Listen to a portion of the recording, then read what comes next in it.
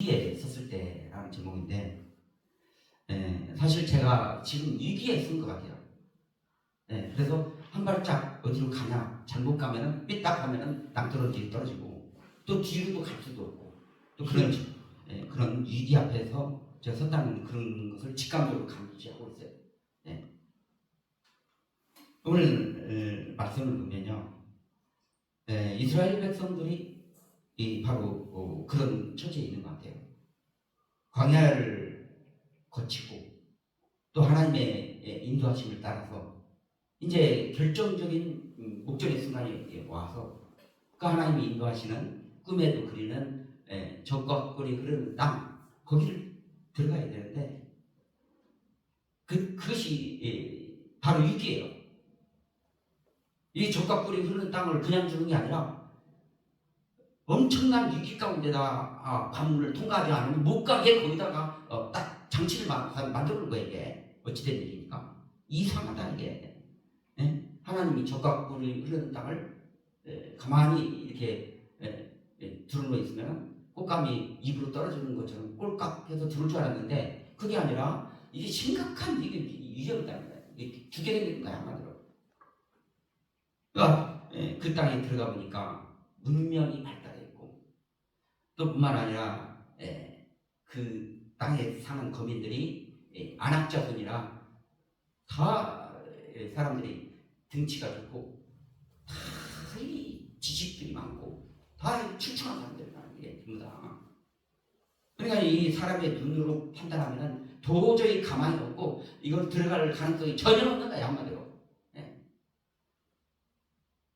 그래가지고 위기 앞에서 섰는데 하나님께서 어찌해서 애굽 땅에서 있었으면 그래도 죽지는 않고 그나마 그 종살이 하면서라도 밥은 먹고 사는데 어째도 여기까지 데려와갖고 우리를 죽게 만드냐. 이제 모세도 필요 없다. 이거 다 치우고 새로 지도자 하나 뽑아갖고 다시 애굽으로 돌아가자. 이것이 우리가 살 길이다. 딱 그렇게 판단을 내린 거예요.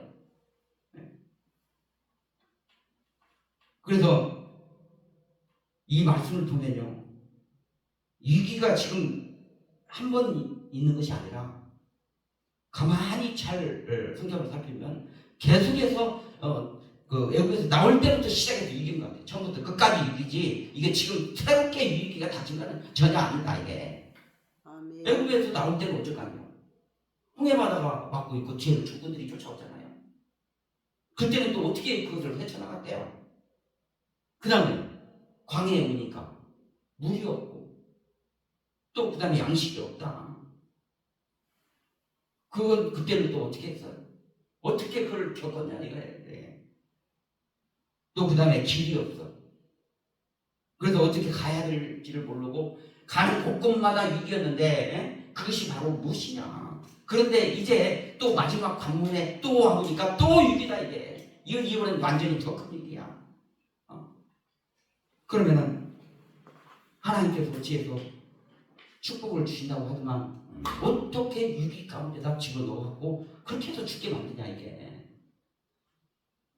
이걸 다시 한번 우리가 위기에 섰을 때 다시 한번 우리가 이 말씀을 듣고 다시금 우리를 검토해보고 대체 하나님도 왜 그러신가요? 한번 물어볼 필요가 있어요. 왜 이렇게 하나님 우리를 죽이려고 그래요? 밥도 안 주고요, 돈도 안 주고 굶게 생기고요, 사방에 우겨싸움을 당하고 왜 그래요? 그 하나님의 뜻이 무엇이냐? 또 이것이 구약이다? 구약이니까 우리 신약사는 지금 우리 이 시대는 우리하고 관계없는 얘기야. 또 그렇게 말할 사람도 있을 것 같아요. 그러나 그렇지 않다. 120명의 문도가 예수님 십자가에 못 박혀서 죽고 나서 자기들도 적으로 가서 죽게 생기니까 뭉쳐서 죽지 않으려고 기도하다 보니까 하늘에서 불덩어리가 떨어졌다. 뿐만 아니라 베드로도 감옥에 들어갔고 또 그 다음에 사도 바울도 감옥에 다 들어갔고 또 가는 곳마다 이방인의 박해와 유대인의 박해가 기다리고 있었고요. 가는 곳마다 다 위기천지였었다. 그래서 하나님께서는 너희가 환난을 당하나 담대하라. 내가 세상을 이겼노라. 그렇게 우리에게 하나님께서 말씀하시는 겁니다.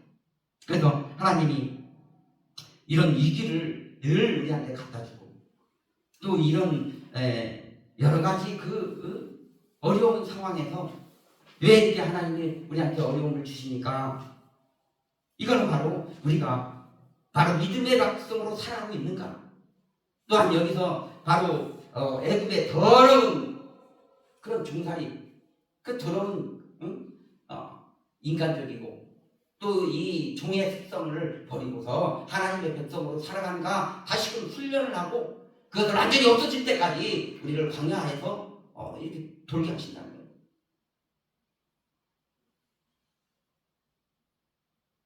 저도 보면은 과거에 처음에 제가 예수 믿게 된 동기가 빚더미에 올랐어요. 그래가지고 재판을 하고 막 이 재판이라는 게 아주 그 피를 말리는 거예요, 그게. 그래서 송사를 하면 집안이 옛날에 망해버렸어요. 재판이 한두 개도 아니고 3-4시간이나 걸리고 막 이렇게 얽히고 그래가지고 빚더미에 있어가지고 죽으려고 제가 자살해서 죽으려고 그러는데 서부지원에 우리 사촌 형님이 부장판사로 계실 때였어요. 거기를 찾아가니까 변호사를 소개시켜줬는데 변호사도 도둑놈이야. 더군다나 형님이 소개시켜준 변호사도 도둑놈이야. 말도 안 들어요. 그래가지고 변호사 소개시켜줘봤자 소용이 없구나. 그러고 나서 이제 누가 교회를 한번 해도 해결된다. 그래가지고 이제 교회를 가가지고 그렇게 해서 예수님을 믿게 되고. 그런데 이제 교회를 하다가 그때 있어요. 그때 재판할 때 제가 어떻게 했냐면 그 뜨거운 여름에 막 불볕더위에 입이 마르고 그냥 그러니까 입이 바삭바삭 마르고 이 사람 죽게 되고 몸무게가 40kg밖에 안 나요. 그런 상태에서 막 착석해서 기도를 하고 막 그러고 있으니까 갑자기 하늘에서 음성이 들려서 내가 일 다 해놨으니까 들어가 봐라. 뭔 일을 어떻게 다 해요? 재판 지금 벌어지고 있는데 법정이 많은데 무슨 일을 다 해놔? 들어가고 보니까 이제 재판 막 벌어지고 나서 이제 사건이 저한테 불리하게 되고 아주 이제 말 그대로 이제 재판을 지는 거예요. 근데 그 계장 불렀더라고. 계장이 이리 와보시오. 그래서 왜 그러시오? 했더니 재판 끝나고 나서 내가 좀 있으면 그만두는데 내가 이렇게 그 사무소사 이렇게 개업을 하려니까 좀 이 은행에서 이렇게 손님들을 좀 많이 이렇게 알선 좀 해주시오. 그 대신에 내가 이거 재판을 하는 거를 이렇게 다 이렇게 해줄 이렇게 저렇게 코치를 해줄 테니까 좀 그렇게 하시오. 예? 그랬더니 그 사람이 그냥 다 그렇게 저렇게 하고 그냥 지인 재판이 이겨버렸어요. 할렐루야. 아멘. 그런 과정을 겪어서 제가 여러 가지 하나님의 기적을 많이 맛봤죠. 네. 그러고 나서 교회를 다시 하게 됐는데 교회를 하고 나서 또 위기가 닥쳐갖고 교회를 전체 닫아가 그만두고 이제 그러고 나서 다 이제 대한수도원 철원에 있어요. 아시죠? 그 철원에 대한수도원이라고 거기 풀포수 있는데 거기 가서 이제 교회도 이제 없고 그게 이제 거기 가서 기도하다가 이제 기도도 안 돼요. 왜냐면 이제 할 것이 없은 게요. 다 이제 교회도 털렸고 이제 할 것이 없은 게 이제 교회 거기서 예배 드리면 그냥 참 앉아 있다가 기도도 할 거 없어. 밥이나 공짜로 주니까 먹고 그냥 이제 며칠 있다가 쉬다가 내려가서 돈이나 버려갔다. 이제 달들 해보시오. 이제 다음 백화점 나가서 세상 가서 돈이나 벌랍니다. 그랬는데 하나님께서 그때 큰 건물을 보여주시더만 다시 내려가래요. 기도도 안 했는데도. 그래서 이제 어쩔 수 없이 시키는 대로 해서 내려와서 남원에다 오두막을 하나 얻어가고 다시 이제 그렇게 온 거예요. 근데 제가 보면은 제가 지금까지도 제가 몰랐는데 이 말씀을 제가 보면서 바로 이스라엘 백성 같은 사람이 제가 또 있는데 그 사람이 누구냐? 바로 내가 그래요. 내가 조금만 어려움이 닥치면은 세상 가서 돈 벌어야겠다. 이게 뭐냐면 애국으로 돌아가겠다. 똑같은 얘기야 이게. 예, 똑같은 사람이 바로 어디 멀리 있는 게 아니라 바로 내가 그러고 있어요. 틈만 나면 세상에 가서 돈 벌어야겠다. 아. 그게 내 모습이야 이게. 이게 성경을 우리가 여러 번 읽고 설교도 수도 없이 들었지만 나도 저도 설교했고 이 설교를 얼마나 많이 들었지만은 그게 바로 나라는 걸 몰랐거든 내가. 난 아니야. 난 예수님이 잘 믿어 이렇게 생각하고 있어 지금까지.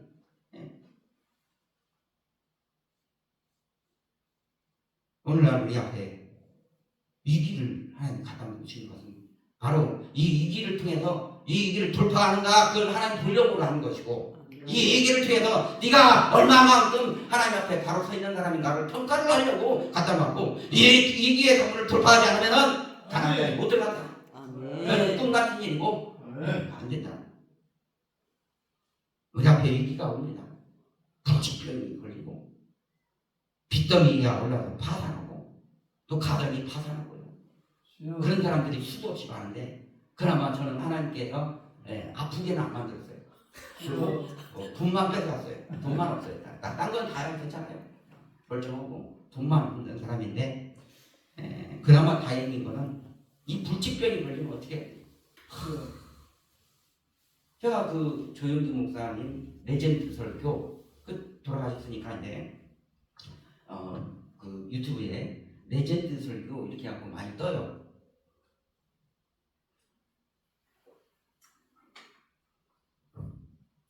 그래가지고 그 레전드 설교를 제가 들었어요. 회장님인데 돌아가시기 얼마 전에 아마 다른 대형교회 이제 이런데 그때 이제 설교하시는 건데 그때까지도 당뇨병도 있고 몸도 아프고 한 가지가 막 그 고침 많았던 거예요 한마디로. 그 우리가 생각하면 조영기 목사가 막 돈도 딱 감춰놓고 훔쳐놓고 막 그래갖고 뭐 어쩌고저쩌고 하는데 그런 것이 전혀 아니더라 이게 내가 보니까 그런 것이 아니야 이게. 몸뚱아리도 아프고 그게 돈 갖고 못 얻었어요. 몸뚱아리 아픈 사람이 돈 아무리 많이 갖고 그 돈 삶아먹는 것도 아니고 돈 갖고 못 이어. 돈이 문제가 아니라 아픈 거야. 몸이 아프고 그 사방간데 눈앞에 자기 가족들 아들들 이런 속삭이는 사람들도 있고 그래갖고 고통을 당한 거예요. 죽는 날까지도. 그래가지고 자식들이 재판을 했다고 그런 게 기사가 떴더라고요.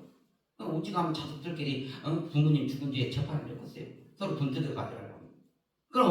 그러니까 조영기 목사님이 말을 안 했어도 굉장한 그런 고통 속에 있었고 왜 그러면 하나님께서 그 사람을 고통 속에 내줬냐? 그거는 그 사람이 개통 때문에 기도하고 고통 때문에 계속 싸우고 있다 보니까 그 넘어지질 않는 거예요 이게. 그냥 편하게 잠자고 그냥 이렇게 하면 부패됐을 거예요 아마. 부패되고 또 뿐만 아니라 교회도 크고 돈도 있고 그러니까 뭐 할 일 없으니까 놀러 다니고 그냥 괜히 의시되고 뭐 그렇게 돌아다녔죠. 영적인 파워가 없었겠죠 아무래도. 뿐만 아니라 하나님의 뜻을 제대로 수행하지 못했을 것입니다. 그래서 제가 이게 하나님이 병을 안 고쳐주는 이유가 있구나. 그것이 그 사람한테 정말 필요했구나 이게. 그러니까 넘어지지 않고 끝끝내 하나님의 백성으로 살아간 거예요. 위기는 한마디로 축복의 관문이고 하나님 백성 앞에 있는 그런 돌파해야 되는 그런 산이고 강이고 우리가 그 강을 건너지 않으면 하나님 나라 절대로 들어갈 수 없는 그런 하나님께서 우리에게 주신 그런 관문이다. 그러므로 위기는 기회고 위기는 저주가 아니고 축복이고 위기는 절망이 아니고 하나님께 들어가는 바로 영적인 천국의 문이다. 이것을 바로 우리가 다시금 성경을 다시 이해해야 되는 것으로 생각합니다. 그래서 우리는 그러면 어떻게 해야 되냐? 진짜 이 어려운 상황에서 또 이 위기가 왜 닥쳤고 이렇게 어려움이 있을 때 과연 어떻게 해야 되냐? 그것은 바로 세상적인 가치관, 바로 옛사람의 자기 그 세상적인 사람, 세상 사람이 아니라 내가 하나님의 백성이다. 그것을 다시금 우리가 다시 잡아야 됩니다. 후에 말 내가 누구냐? 너는 택한 백성이다. 백성이고 하나님 백성이고 천국 백성이다. 그렇기 때문에 천국 백성은 절대로 그 땅에 떨어지는 부스러기, 땅에 떨어지는 부스러기 또 뿐만 아니라 거짓 세상 장식 바리새인의 누룩을 먹지 않는다. 절대로. 세상의 사람이니까. 세상의 사람들은 세상 것을 먹지만 우리는 하나님의 백성이기 때문에 절대로 그렇게 하지를 않는다. 그래서 우리가 이제는 세상에서 구하려고 편하고 구하고 그렇게 하고 내가 떵떵거리려고 하는 것을 버려야 된다는 거예요. 더 이상 그걸 갖고 있으면 그것이 바로 가나안 땅에 못 들어가게 하고 그것이 내 앞길에 이 길을 스스로 만들어내고 그것이 나를 문제를 일으키고 나를 거꾸로 들이는데 바로 그것이다. 그래서 이게 세상 사람으로 가치관을 가지고 세상 사람으로 살면 안 된다는 거예요. 나는 천국 백성이니까 그것이 문제가 아니다. 눈앞에 보이는 거, 돈, 부귀, 영화, 세상에 있는 것이 문제가 아니다 이게. 그것 갖고는 아무 소용이 없다 이거. 그걸 아직도 추구하고 있으면 그건 더 이상의 하나님의 백성이 아닌 것입니다.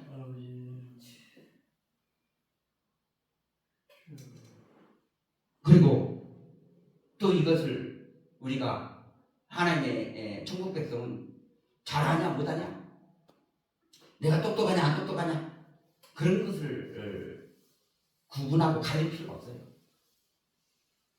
그것은 바로 세상적인 평가예요.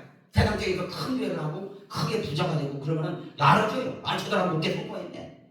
그렇지만은 없으면은 없는 것 같이 보이면은 그건 세상 사람은 안 알아줘야 돼. 그렇게 평가를 들어가면은 안 되고 거기 따라가면은 스스로 넘어져서 죽는다 이게. 그런 것이 아니라는 게. 하나님께서 우리를 설교자로 세우고 우리를 복음 전도자로 세웠으면은 그것은 내가 설교를 잘해서 그런 게 아니라 설교를 묻으니까 세운 거예요 오히려. 그러니까 에르미야도 내가 입이 둔한 자입니다. 모세도 보낼 만한 사람을 보내줘서 또 그 다음에 사도 바울도 글은 좋지만 말을 못하는 사람, 베드로도 불안하시겠고 다이 묻는 사람들 데려다가 하나님께서 세운 거예요. 이게 왜? 하나님의 능력과 권능이 나타나는 것을 보여주려고. 그런데 우리는 그게 아니라 거꾸로 아직도 거꾸로 생각하고 있어요. 내가 뭘 잘해야 될 것이다. 내가 뭘 보여줘야 돼. 내가 그거는 바로 그건 인간적인 거고 그것이 바로 교만이야. 달리의 교만이 아니에요. 그래서 우리 마음 안에 우리 속사람 안에 이제는 내가 없어져야 된다. 내가 문제. 그래서 우리가 믿음이라는 것은 바로 내 속사람 안에 내가 내 인생을 사는 것이 아니라 이제는 나는 없고 예수님께서 또 하나님의 성령이 나를 속에 움직이고 나를 하나님의 내 속에서 살고 나를 역사하시고 그리고 천국 백성으로 나를 만들어주시는 내 심령 가운데 계시는 하나님의 성령께서 바로 내 인생을 살아주신 거예요. 그러므로 걱정, 근심, 고통 어떠한 것이 오더라도 우리는 그것을 이길 수 있다. 아멘. 그런 믿음을 가져야 돼요. 의사가 너를 당신 나 말기 하니까 죽어 그런 말을 들을 게 아니라 나는 안 죽어. 하나님이 왜? 하나님이 안 죽는다고 성경에 써있잖아요. 그러니까 안 죽어. 그걸 믿어야 되는데 의사가 죽는다고 그걸 믿어. 그래버리면 되려버리는 거야. 진짜. 그때부터는 그 사람은 나부자가 되는 거예요. 언제 성경에 하나님 믿는 백성을 하나님이 죽는다고 언제 그렇게 말했냐. 그런데 왜 그것을 믿고 있냐는 거예요. 우리가 이 보배를 질그릇에 가졌으니 이는 심히 큰 능력은 하나님께 있고 우리에게 있지 아니함을 알게 하려 함이라. 우리가 사방으로 우겨쌈을 당하여도 쌓이지 아니하며 답답한 일을 당하여도 낙심치 아니하며 박해를 받아도 버림받지 아니하며 거꾸로 들임을 당하여도 망하지 아니하며 우리가 예수의 죽음을 몸에 짊어지면 예수의 생명이 또한 우리 몸에 나타나게 하려 하심이라. 할렐루야. 이제는 우리가 이렇게 편안하고 안락하려고 하는 것이 아니라 사방으로 우겨쌈을 당하여도 쌓이지 아니하고 또한 답답한 일을 당해도 낙심치 아니하고 또한 거꾸로 드림을 당하여도 망하지 아니하고 예수를 죽은 것을 우리 몸에 짊어지고 살아야 된다. 그것은 날마다 이게 이제는 내가 겸손해지려고 노력하고 또 사람 앞에서 그렇게 겸손을 하는 것이 겸손이 아니라 이제는 내 속에 내가 없어져야 됩니다. 그래서 내가 각 사람들이 우리가 옛사람 우리 모든 아담의 수선으로서는 우리가 죽고 다시 태어나야 돼요. 그래서 나는 날마다 죽는다 이걸 우리가 생각해야 돼요. 아침마다 생각하고 이게 닥쳤을 때마다 그 말을 다시 해야 돼요. 나는 예수님과 함께 죽었다. 그것을 아침마다 선포를 해야 된다. 왜냐하면 죽었다가 또 살아나고 자꾸 이게 병이 도져요 이게. 그러니까 자꾸 아침마다 선포를 해요. 한번 따라서 한번 해봅시다. 예수님 십자가 지실 때 나 윤영광은 예수님과 함께 죽었다. 예수님 십자가 지실 때 나 수치심 욕망 또한 질투 육신의 정욕 예수님과 함께 죽었다. 예수님 부활하실 때 나 윤영광은 예수님과 함께 살았다. 예수님 부활하실 때 나는 천국 백성이 되었다. 예수님 부활하실 때 나는 축복, 부요, 은혜 사람이 되었다. 이렇게 날마다 선포하면서 우리 앞에 있는 위기가 왔을 때마다 바로 그것을 갖다 죽여야 돼요. 그것을 그냥 지나가고 참는 것이 아니고 그렇게 해도 돌파가 안 되고 그걸 예수님 가운데 갑자기 죽였다! 이렇게 선언을 하는 것입니다. 참고 견디고 가슴앓이를 할 필요가 없는 거예요. 이 가슴앓이를 보면은 그것이 뭐예요? 그것이 쉽게 말하면 걱정 때문에 그랬다. 그래 예수님과 함께 걱정 근심은 십자가에 못 박혀 죽었다! 그 선언을 하고 그렇게 하고 돌파를 해야 됩니다. 이제 바로 우리 속에서 예수님 믿는 그 십자가의 우리 신앙이라는 것은 바로 이제는 우리 세상 사람으로서 내 모습이 드러나서는 안 되고 바로 주님 가신 그 십자가의 길을 가는 것이다. 그래서 전도사님 찬양을 불렀잖아요. 주님 가신 길 십자가의 길 무섭고 외로웠던 길. 그 강사님마다 오면 그 부르잖아요 다. 왜냐면 그게 기준이니까 그래요. 기준. 오늘도 저도 마찬가지예요. 이거 기준은 전도사님이 처음부터 내려놨으니까 다 그쪽 따라가는 거예요 이게. 십자가의 길을 통과하지 않으면 하늘나라 못 간다. 십자가의 길이 뭐예요 도대체? 그것은요 물이 없는 길이고 양식이 없는 길이고요. 그것은 바로 위기가 곳곳에 도처에 쓰여 있는 길이고 바로 그것은 믿음으로밖에 갈 수 없고 예수님과 함께 십자가에 못 박혀 죽고 자기 십자가를 새로 다시 지고 가야 되는 길이 바로 그 길이다. 내가 그리스도와 함께 십자가에 못 박혔나니 그런즉 이제는 내가 산 것이 아니오 오직 내 안에 그리스도께서 산 것이다. 이제 내가 육체 가운데 산 것은 나를 사랑하고 나를 위하여 자기 몸을 버리신 예수 그리스도를 믿는 믿음 안에서 사는 것이다. 할렐루야. 아시겠어요, 전사님? 아멘. 감사합니다. 벤 목사하고 김 목사가 여기 있어야 물어보는데 그 사람들이 다 어디 도망가고 어쩔 수 없이 전사님한테 할 사람이 없어요. 전사님밖에.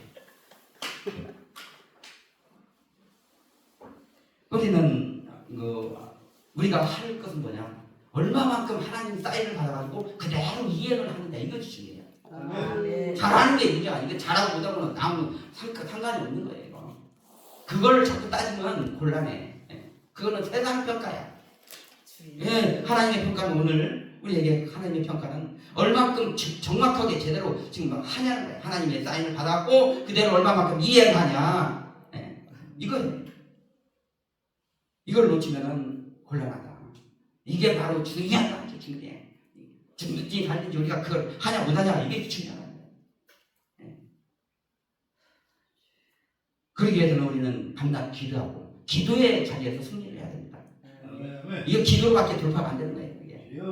기도 가운데 바로 영적인 것을 쳐내고 기도 가운데 질병을 다 없애버리고 기도 가운데 막 하던 질병도 없애고 그렇게 하면은 진짜로 질병이 없어져요.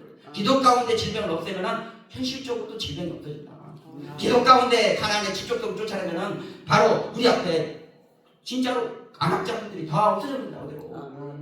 이걸 아시고 밤낮 우리가 기도해야 됩니다. 기도 자리에 승부를 걸고 그렇게 해야 돼요. 이게 가장 기본적인 요건이에요. 예레미야 33장 3절에 너는 내게 부르짖으라 내가 내게 응답하고 내게 알지 못하는 크고 비밀한 일을 보이리라. 그거는 부르짖고 그냥 그렇게 단순히 그렇게 하라는 게 아니에요. 부르짖고 또 부르짖고 부르짖고 또 부르짖고 찾고 또 찾고 해서 끝끝내 기도의 자리에서 결판을 내라. 그 얘기예요. 이게. 그냥 단순히 부르짖고 뭐 그렇게 주에 3천만 원 잠깐 그렇게 하라는 얘기는 아니에요. 그럴 때 하나님께서 크고 비밀한 일을 보여주실 것입니다. 아멘. 예, 제가 이제 전에 이제 하나님께서 저를 이제 누구를 만나라고 그래요. 그래서 이제 안양에 땅 부자를 만났어요. 100억 정도 되는 땅을 가져서 그 그린벨트 있어요.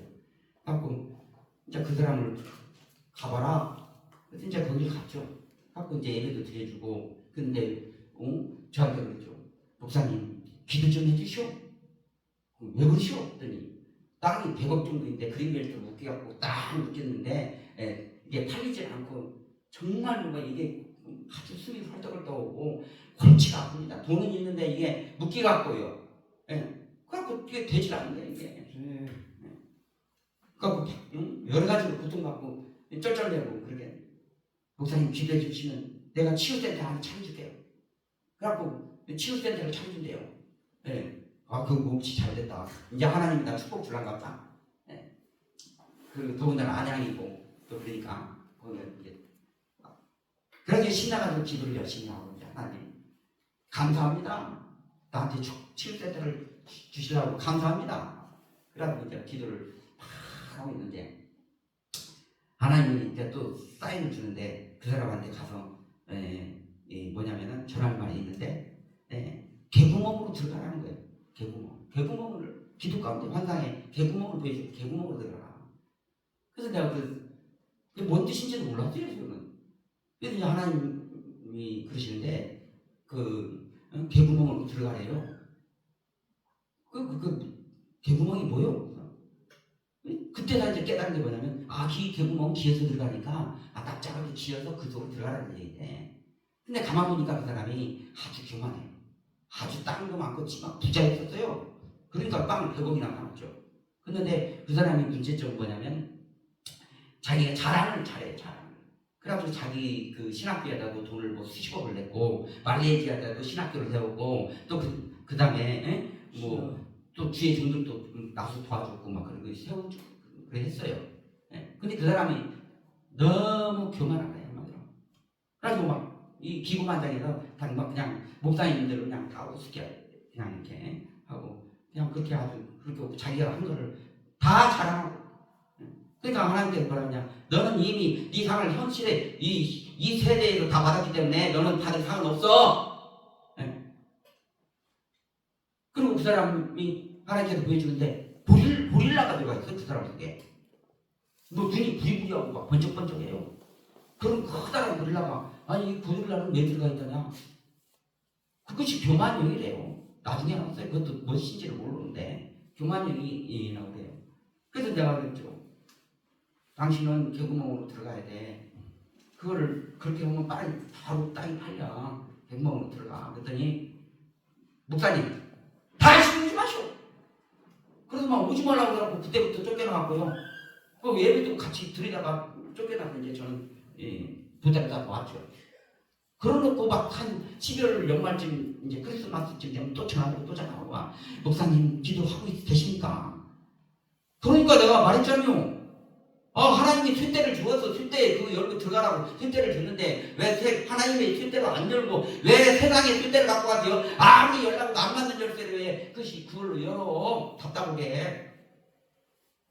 그러놓고 열쇠를 말해주는 사람도 오지 말라고 그러지라고.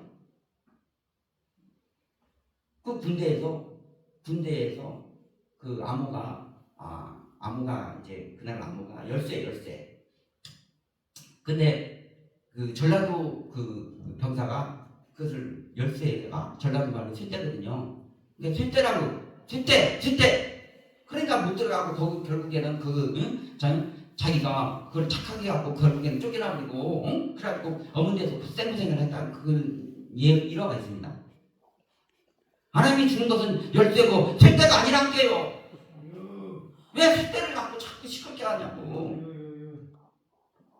그래서 오늘 우리가 다시금 이 시점에서 우리가 우리가 서 있는 곳은 가나안 땅에 들어가기 위한 가네스 바네아.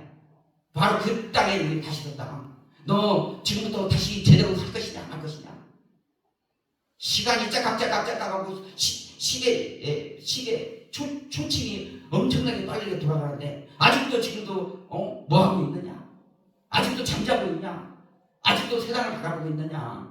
그러면서 하나님께서 우리에게 촉구하시는 것입니다. 다시금 하나님의 메시지를 다시 받고 다시 무장을 해서 다시 들어가라. 오늘 하나님께서 우리에게 그렇게 말씀하시고 우리에게 있는 위기는 이것이 우리를 괴롭히고 우리를 쓰러뜨리고 하나님이 우리를 버린 것이 아니라 우리를 다시 세우고 우리를 복되게 하고 우리를 하나님께서 끝까지 인도하시고 나를 위해서 예배해 놓으신 축복의 감면한 것을 명심하시기 바랍니다. 그러므로 우리가 이 가문을 통과하기 위해서 불철주야 기도하고 다시금 마음을 고쳐먹고 세상을 바라보지 말고 하나님 앞에 축복의 감문으로 다시금 성금 앞에 나아가는 하나님의 축복의 열쇠가 되시기를 예수 이름으로 축원합니다.